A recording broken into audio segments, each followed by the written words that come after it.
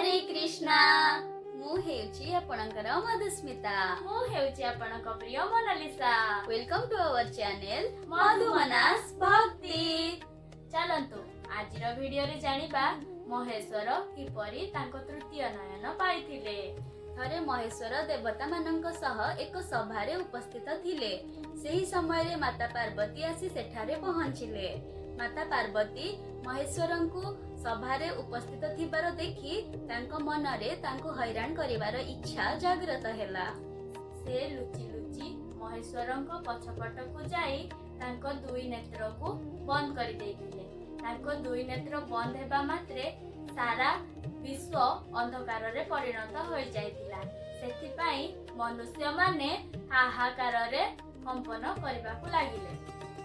तापरे महेश्वरंक मथारु एक दिव्य तेज सह तांकर तृतीय नयन सृष्टि हेला। तांको तृतीय नयन जोगु सारा विश्व पुणी आलोकमय होइगला एवं मनुष्य माने शांतिपूर्ण भावरे जीवन यापन करिबाकु लागिले। तांकर तृतीय नयन पाई तांकु त्रिभुवन त्रिलोचन त्रिनेत्रधारी मध्य कुहा जाए। जदि आपनको ए भिडियोटी भल लागिछि ताहले लाइक कमेंट शेयर एवं आम चैनल को सब्सक्राइब करंतु। रहिलु नमस्कार। राधे राधे।